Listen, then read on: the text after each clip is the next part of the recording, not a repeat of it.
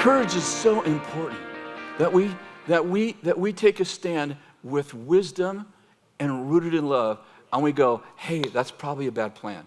Hey, you want to talk about that? Hey, look me in the eyes and tell me you're okay. I'm just saying, in levels of relationship, we can say different things, right? I mean, to the world, we can say, hey, here's a standard right here, and there's a reason why it's there. It's not to keep the rules. It's because this right here leads to a whole bunch of trouble in your life.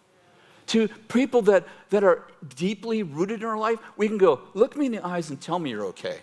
And some form of that, like, talk to me. Talk to me. Because encouraging somebody sometimes means, get over that. You're better than that. Encouraging doesn't just mean, hey, you're amazing. Sometimes it means, you're better than that, and you're acting like a coward, and stop it. Sometimes, have you ever had someone just basically take you by the shoulders and look you in the eye and say, wake up, man, what are you doing? I have. And I tell you, I'm thankful for it. And so, but courage is so important. I want to tell you this story. It happened a while ago. It's in one of my books, actually. And I'll end with it. I have a couple of minutes. It's the story of this lady. Her name's Carolyn. And Carolyn and her husband had a car dealership in town for many years.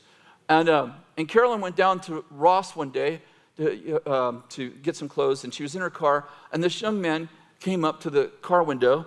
And it was summertime. She had her window rolled up, and he knocked on her window, and she rolled down her window, and he put a gun to her head. Yeah, and he said, lady, give me your car, I'm going to kill you. And she said, and she's in her 60s, and she looked up at him and said, you don't want this car.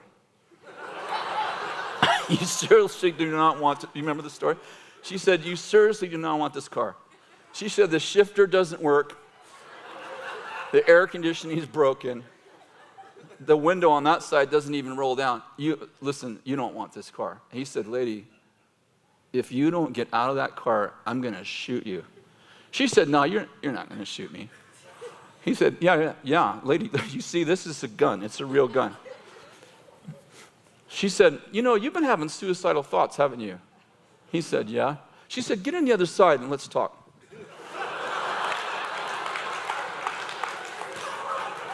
He's like, lady, I'm going to shoot you. She said, okay, well, from the other side. Get on the other side and sit down and let's talk. This is absolutely true story. Carolyn talked to him for about an hour and led him to Christ, prayed for him, and broke the spirit of suicide off of him.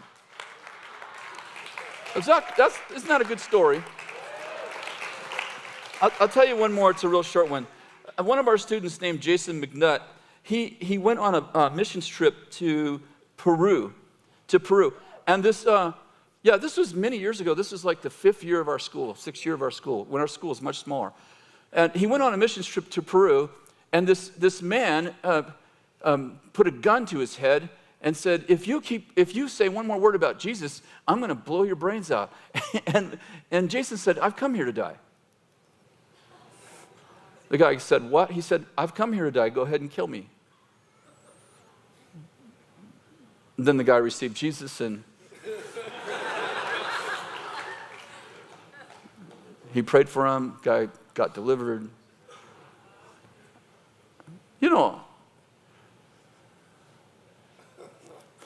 I don't know. It's like, reminds me of Apostle Paul's story. It's like super intimidating. When I hear that, I'm like, I hope I wouldn't have wet my pants and said,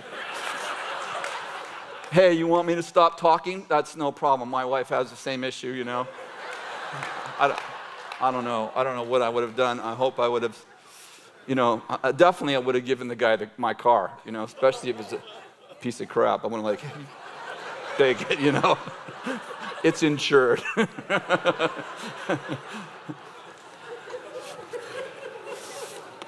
Man, what happens when normal people get full of God? No, here's my finish. What happens when normal people, like everyday housewife, gets full of God? And the guy comes and says, you give me this car, I want to blow your brains out. And something comes over her, and she's like, you know what? You're not pushing around. You're not pushing around an old lady.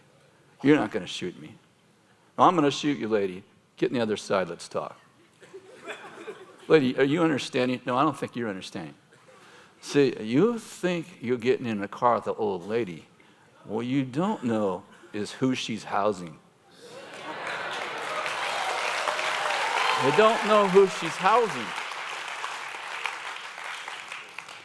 And I just believe that the Lord wants to release courage on people.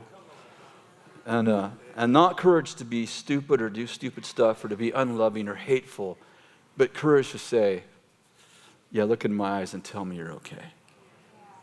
Hey, there's a standard right here. Now, I know you're screaming at me, but yeah, I'm not taking it down. I understand. I get it. Someday you may thank me for this.